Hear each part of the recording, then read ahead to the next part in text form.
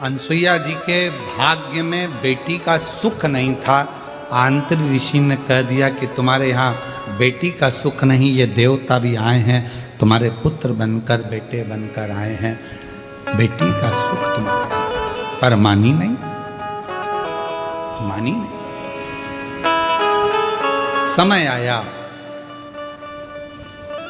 अनसुईया जी के घर में एक बेटी का प्रागट्य हुआ। ऋग्वेद कह रहा है एक बेटी का प्रागट्य। उस बेटी का नाम रखा अपाला। क्या नाम था? अपाला। कोई तुमसे पूछे कि दत्तात्रेय भगवान की बहन का नाम क्या है तो क्या बताओगे? अपाला। कोई तुमसे पूछे चंद्रदेव की बहन का नाम क्या है? अपाला। कोई तुमसे पूछे दुर्वासा जी की बहन का नाम क्या है? एक बेटी ने जन्म दिया, उसका नाम था अपाला।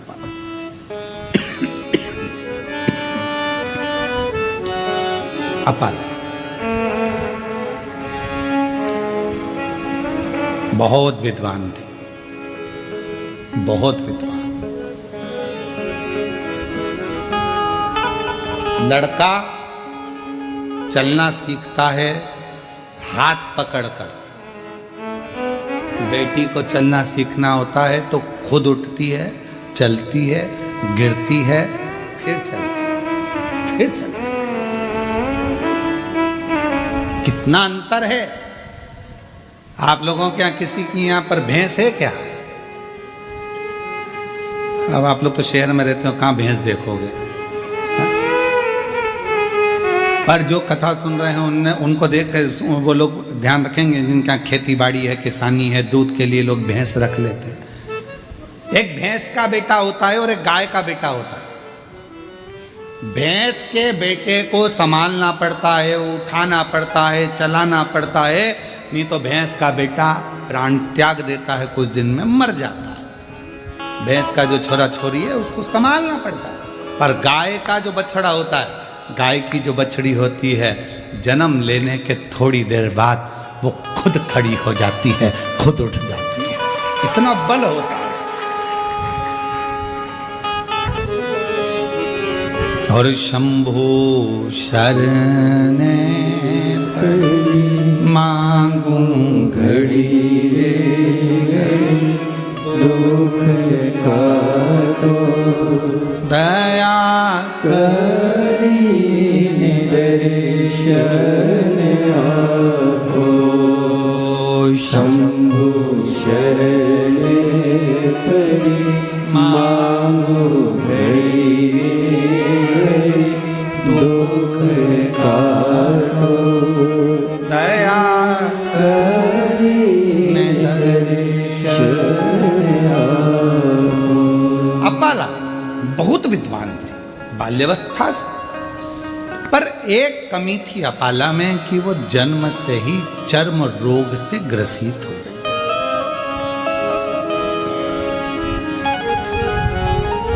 शरीर में एक रोग हो गया था, चर्म रोग। अपाला उससे ग्रसित थी।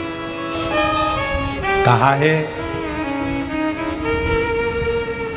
पूर्व जन्म में जब हम भगवान देवाधिदेव महादेव को अपमान कर देते हैं,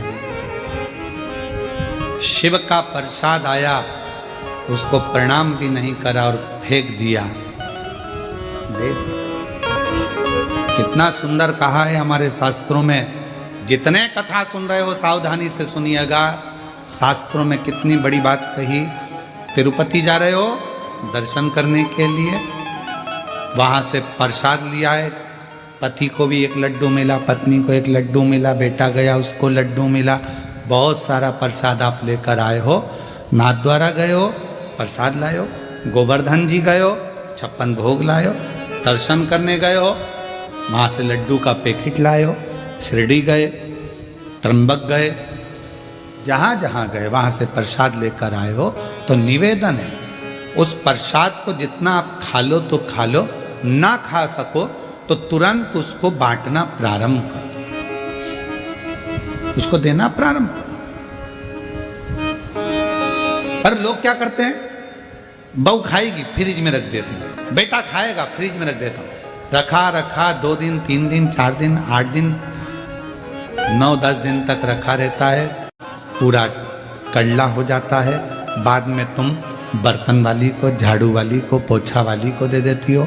आजकल की बर्तन वाली, झाड़ू वाली, पोछा वाली इतनी चतुर है कि तुम्हारा ये नहीं खाएगी। वो जाएगी, उसको उठाकर कहीं भाग फेंक दे। उसको नहीं मालूम कि प्रसाद है।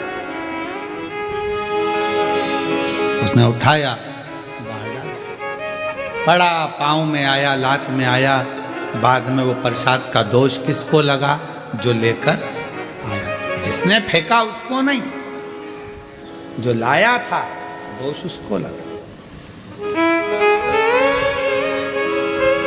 तुमने तो गाय दान करी, और वो गाय अगर दुख पाएगी तो दोष किसको लगेगा? जिसने गौदान करी। तुमने कन्यादान करा, कन्या को दुख आया तो दोष किसको लगेगा? जिसने कन्यादान करा। तुमने तो भिखारी के कटोरे में पैसा दिया उसके भोजन के लिए, उसने मदिरा में लगा दिया, मांसाहार में लगा दिया, जुए में लगा दिया, दुख किसको होगा? जिसने दान किया।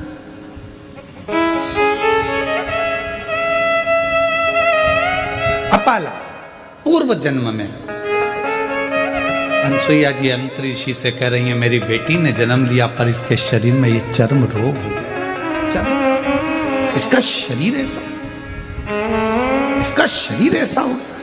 कहा, आंतरी ऋषि हाथ जोड़कर बोले, ए अनसुईया, पूर्व जन्म में अपाला जिसने शिव जी का अपमान करा था, शंकर भगवान का यदि अपमान, शंकर भगवान की निंदा, शिव जी के लिए अपशब्द जब हमारे मुख से निकलता है तो शरीर रोगीला जन्म ले लेता है। रोगीला जन्म, फिर वो रोग से छूटेगा कैसे?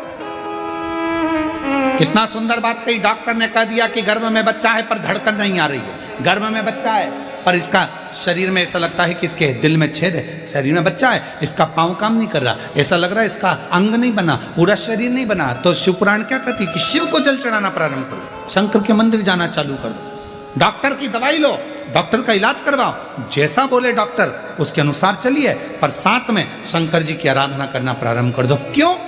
हो सकता है कि जो बच्चा गर्भ में है इसने पूर्व समय में शंकर भगवान का अपमान करा होगा, तो जन्म लेगा तो हो सकता है शरीर से विहीन हो, बेकार हो, कोई रोग समाप्त कर देंगे और बच्चा पूर्ण स्वस्थ प्रदान कर देंगे। पर लोगों ने उल्टा चला, दुनिया के लोगों ने उल्टा चल दिया। कई माताएं कह देती है अगर गर्भ में बच्चा है तो शंकर जी के मंदिर मत जाओ। कोई कह देता है बच्चा ऐसा उसका अंधा हो जाएगा, ये हो जाएगा, वो हो जाएगा। पर शिव महापुराण की कथा कहती है अगर बच्चा गर्भ में है 9 महीना आप शंकर की आराधना में लग जाओ, शिव जी के मंदिर जाना प्रारंभ कर दो, शंकर को 1 लोटा जल चढ़ाना प्रारंभ कर दो, बेलपत्र की छांव में 2 मिनट खड़े रहना प्रारंभ कर दो। तुम्हारा बच्चा अगर कैसा भी जन्म ले रहा होगा तो वो बच्चा स्वस्थ ही पैदा होगा, स्वस्थ ही पैदा।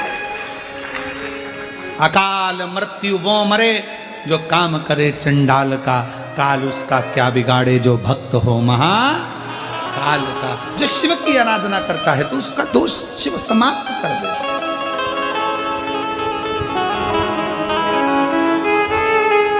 पूछा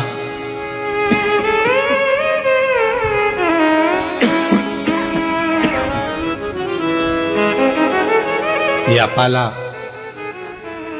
इसको ये रोग कैसे हो गए? अंतरिषि ने कहा कि रोग होने का कारण केवल एक है। एक, पूर्व में इसने शिव की निंदा करी होगी, शंकर के किसी भक्त के लिए अपशब्द कहा। कितनी बार हमने कथाओं में कहा, अब तो हमने कहना थोड़ा कम कर दिया कि किसी शिव भक्त की कभी निंदा मत करो। कभी भी भगवान शंकर के किसी भक्त की कभी निंदा मत करो। शिव के मंदिर की, शिव अर्चना की, शिव पुराण की, शंकर के भजन की, शंकर की कथा की, या कोई तुम्हारे गांव में, मोहल्ले में, नगर में, शहर में कोई शंकर का भक्त, ओरिजिनल भक्त। आज के जमाने में ओरिजिनल भक्त मिलना भी मुश्किल है। ओरिजिनल घी नहीं मिल रहा,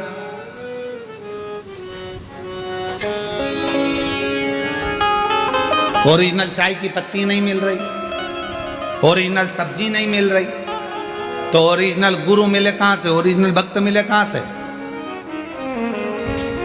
फिर मिलते हैं डुप्लीकेट। टीवी खोलो तब मालूम पड़ता है अरे बा इतने बड़े, और इन्होंने ऐसा कर दिया। तब समझ में आता है ओरिजिनल ढूंढ ही नहीं पाए हम तो चमक और धमक में रह गए, सत्य तक नहीं पहुंच पा रहे। ओरिजिनल कोई शिव का भक्त मिल जाए, कोई शंकर का उपासक मिल जाए, कोई शिव का स्मरण करने वाला मिल जाए, कोई शंकर की आराधना करने वाला मिल जाए, कोई शिव का गुणगान करने वाला मिल जाए, निंदा से परे हो जाए, निंदा से, निंदा से। और महाराज महादेव नमन चरणों स्वीकार कीजिए, सबका किया है मेरा भी उद्धार कीजिए, उद्धार कीजिए।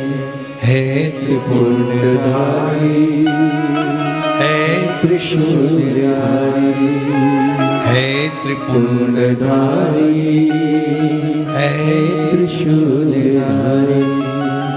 चरणों में तेरे बाबा जी पावन है चरोदा, चरणों में तेरे बाबा जी पावन है चरोदा। तेरी देव करते वंदना पूजे सीताराम, तेरी देव करते वंदना पूजे सीताराम।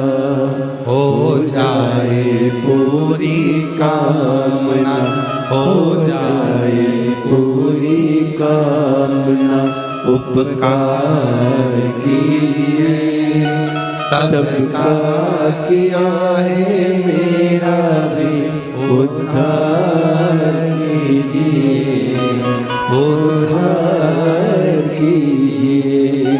है त्रिपुंडधारी, है त्रिशूलधारी, है त्रिपुंडधारी, है त्रिशूलधारी। बाबा से प्रार्थना करो, कोई बुराई करे शिव जी की, दूर हो जाओ। शिव महापुराण की बुराई करे, दूर हो जाओ। शिव भक्त की बुराई करे, दूर हो जाओ। ना सुनना ना कहना, हाजी भी नहीं कहना, होंकारा भी नहीं भरना।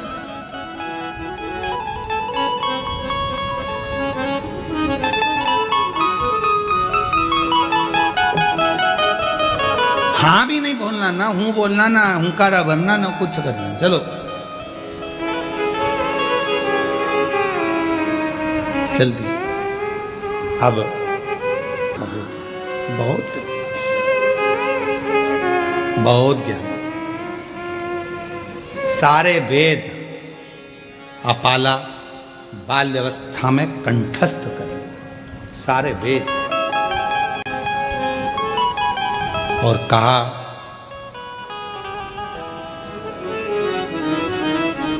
अपाला ने इतना अध्ययन करा, इतना अध्ययन करा कि ऋग्वेद के अष्टम मंडल के 91 नंबर के सूक्त को स्वयं अपाला ने ही रच दिया। ऋग्वेद का अष्टम मंडल का 91 नंबर के सूक्त को अपाला ने रचा था, रचना करी। अब रचना तो कर दी, पर